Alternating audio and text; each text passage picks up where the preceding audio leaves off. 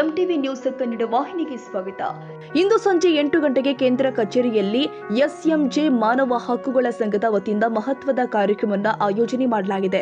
ರಾಷ್ಟ್ರೀಯ ಅಧ್ಯಕ್ಷರು ಆದ ಸುಲೇಮಾನ್ ಎಂ ಜಮಾದರ್ ಅವರ ನೇತೃತ್ವದಲ್ಲಿ ಕಾರ್ಯಕ್ರಮ ಯಶಸ್ವಿಯಾಗಿ ಜರುಗಿದೆ. ಈ ಕಾರ್ಯಕ್ರಮದ ಮುಖ್ಯ ಉದ್ದೇಶ ಜನರಲ್ಲಿ ಮಾನವ ಹಕ್ಕುಗಳ ಬಗ್ಗೆ ಜಾಗೃತಿ ಮೂಡಿಸುವುದು ಮತ್ತು ಮಾನವ ಹಕ್ಕುಗಳ ಉಲ್ಲಂಘನೆ ಆಗದಂತೆ ನೋಡಿಕೊಳ್ಳುವ ಅಗತ್ಯವನ್ನು ವಿವರಿಸುವುದಾಗಿತ್ತು.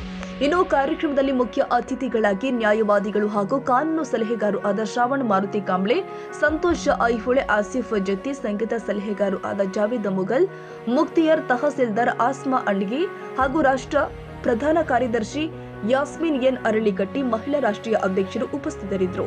ಈ ಸಂದರ್ಭದಲ್ಲಿ ಬೆಳಗಾವಿ ಜಿಲ್ಲೆ ಹಾಗೂ ನಗರ ಘಟಕಕ್ಕಾಗಿ 6 ಜನ ಸದಸ್ಯರನ್ನ ಆಯ್ಕೆ ಮಾಡಲಾಗಿದೆ.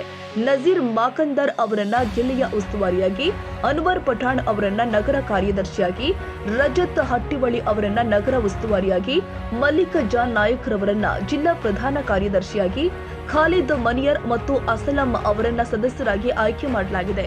ಕಾರ್ಯಕ್ರಮದ ಕೊನೆಯಲ್ಲಿ ಸುಲೇಮಾನ್ ಎಂ ಜಮಾದರ್ ಅವರು ಸಮಾನತೆ ಹಕ್ಕು, ಶಿಕ್ಷಣದ ಹಕ್ಕು, ಜೀವಿಸುವ ಹಕ್ಕು ಮತ್ತು ಸ್ವಾತಂತ್ರ್ಯದ ಹಕ್ಕುಗಳ ಕುರಿತು ಮಾಹಿತಿ ಕೊಟ್ಟು ಮಾನವ ಹಕ್ಕುಗಳ ಸಂರಕ್ಷಣೆ ಎಲ್ಲರ ಜವಾಬ್ದಾರಿ ಅಂತ ಹೇಳಿದರು. ಇನ್ನು ಕಾರ್ಯಕ್ರಮ ಯಶಸ್ವಿಯಾಗಿ ಸಮಾಪ್ತಿಗೊಳಿಸಲಾಗಿದೆ.